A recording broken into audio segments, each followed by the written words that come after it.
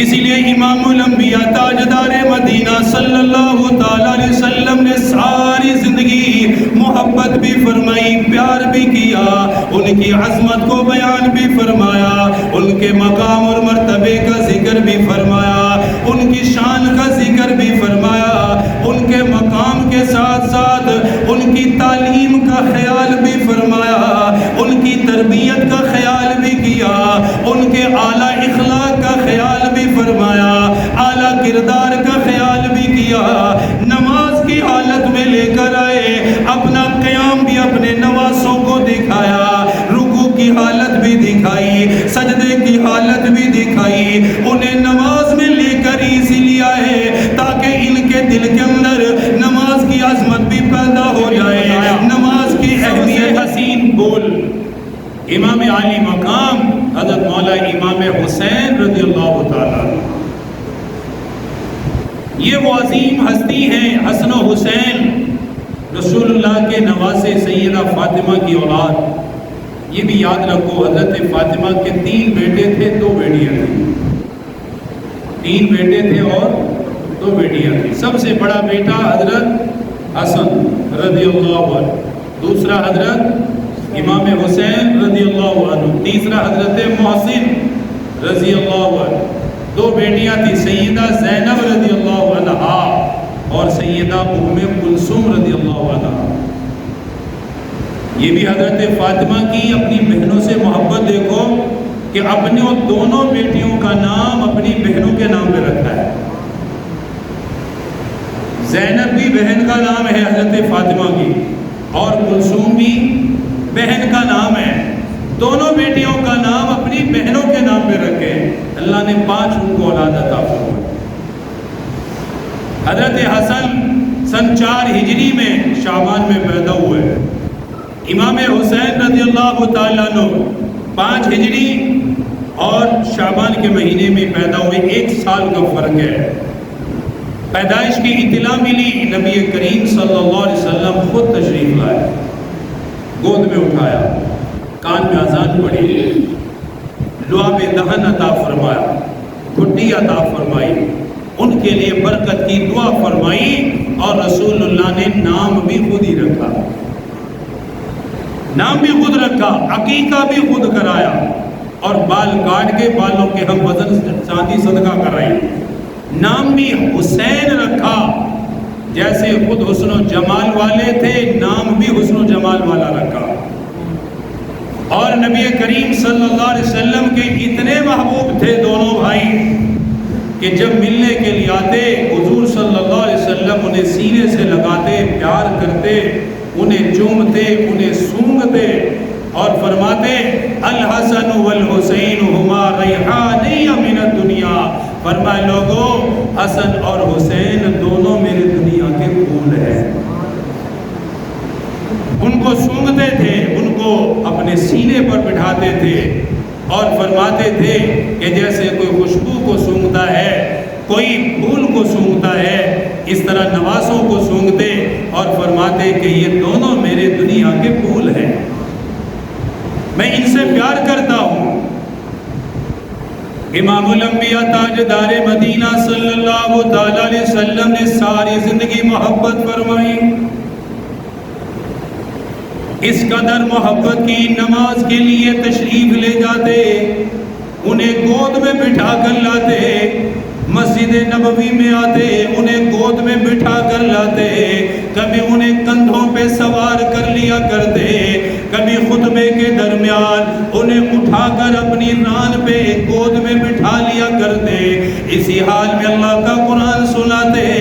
اسی حال میں واعظ و نصیحت بھی فرماتے، اسی حال میں خطبہ بھی ارشاد فرماتے۔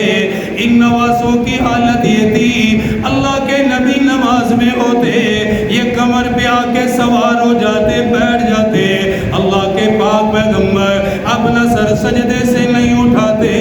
تسبیحات کو لمبا فرماتے، ذکر کو لمبا کر دیا کرتے، جب ان کا دل چاہتا اتر جاتے، خود ہاتھ پکڑ کے کبھی نہیں اتارا۔ ایک مرتبہ دیکھا حسن و حسین کو روتے ہوئے دیکھا،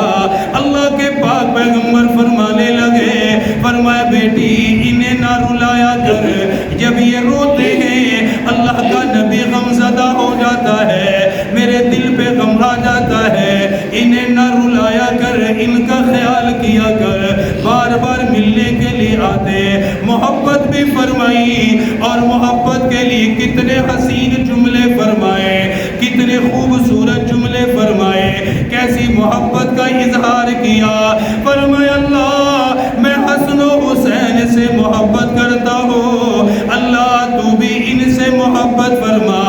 اور جو بھی ان سے محبت کرے اللہ تو بھی اس سے محبت فرما، اپنی محبت کا اظہار کیا، اللہ رب العالمین کی محبت کا ذکر بھی کیا، اور امت کو تعلیم بھی دی، میں بھی محبت کرتا ہوں، اللہ بھی ان سے محبت کرتا ہے، ایمان والو تم بھی ان سے محبت کرنا، ان سے محبت کرو گے اللہ کے نبی کی محبت مل جائے گی، اللہ کے نبی سے محبت کرو گے اللہ کی محبت حاصل ہو جائے گی، ساری زندگی فرماتے رہے یہ جنتی ہے، صرف جنت کی سند عطا نہیں فرمائی، صحابہ کو فرمایا ابو بکر بھی جنتی ہے، حضرت عمر کو فرمایا عمر بھی جنتی ہے، حضرت عثمان کو فرمایا عثمان بھی جنتی ہے، حضرت علی کو فرمایا علی بھی جنتی ہے، صحابہ کو جنت کی سند عطا فرمائی، جب باری آئی نوازوں کی صرف جنت کی سند عطا نہیں فرمائی، بلکہ ساتھ ہی یہ فرمایا میرے نواسی جنت کے سارے جوانوں کے سردار ہیں، جنت کی سند بھی دی، ساتھ سرداری بھی بیان فرمائی، فرما صرف یہ جنتی نہیں اپنے دل و دماغ میں بٹھانا، فرما یہ صرف جنتی نہیں بلکہ یہ جنت کے بھی شہزادے ہیں، وہاں جنتی جوانوں کے سردار ہیں، انہیں سرداری کی بھی سند عطا فرمائی، جنت کے اعلیٰ درجے کی سند بھی عطا فرمائی، اسی لیے آپ نے فرمایا لوگوں میں ان سے پیار کرتا ہو، جسے مجھ سے پیار ہو وہ ان سے بھی کیا کرے، جو مجھ سے محبت کرتا ہے اسے چاہیے کہ وہ ان سے بھی محبت کرے، ان سے بھی پیار کرے، اور ہماری تمنا ہے آرزو ہے، صحابہ تو خوش نصیب ہے کہ رسول اللہ صلی اللہ علیہ وآلہ وسلم کی حیات میں ہی حضور کی زبان اقدس سے اپنے لیے دعائیں کرا لی ہیں، دعائیں لے لی ہیں، دعائیں حاصل کر لی ہیں، رسول اللہ کو خوش کر کے اعمال کر کے حضور سے جنت کی بشارتیں لی ہیں، حضور سے دعائیں حاصل کی ہیں، لیکن ان نواسوں کی کیا شان ہے، ان کے صدقے میں اللہ کے نبی نے قیامت تک آنے والے ہر امتی کے لیے بھی دعا فرمائی ہے، قیامت تک آنے والے ہر امتی کے لیے بھی دعا فرمائی ہے، یا اللہ میں ان سے محبت کرتا ہوں، دعا ہے نا کہ میں ان سے محبت کرتا ہوں، آپ بھی ان سے محبت فرمائیے، اور اے اللہ یہ دعا ہے، اے اللہ جو ان سے محبت کرے تو بھی ان سے محبت فرما، دعا ہے، اور قیامت تک کے لیے دعا ہے، جو بھی ان سے محبت کرے گا ان کی عظمت دل میں رکھے گا، رسول اللہ کی دعا قیامت تک امت کو ملتی رہے گی، قیامت تک انہیں دعائیں حاصل ہوں گی، اسی لیے امام الانبیاء تاجدار مدینہ صلی اللہ تعالیٰ علیہ وسلم نے ساری زندگی محبت بھی فرمائی، پیار بھی کیا، ان کی عظمت کو بیان بھی فرمایا، ان کے مقام اور مرتبے کا ذکر بھی فرمایا، ان کی شان کا ذکر بھی فرمایا، ان کے مقام کے ساتھ ساتھ ان کی تعلیم کا خیال بھی فرمایا، ان کی تربیت کا خیال بھی کیا، ان کے اعلیٰ اخلاق کا خیال بھی فرمایا، اعلیٰ کردار کا خیال بھی کیا،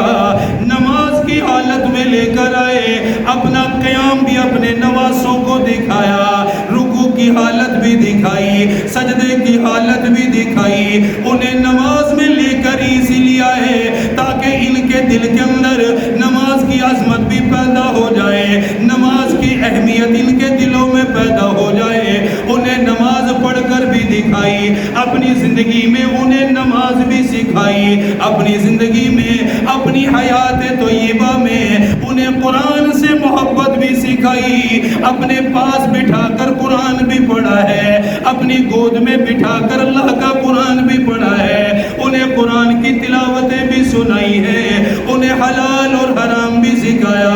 اعلیٰ اخلاق بھی سکھایا، انہیں اعلیٰ کردار بھی سکھایا۔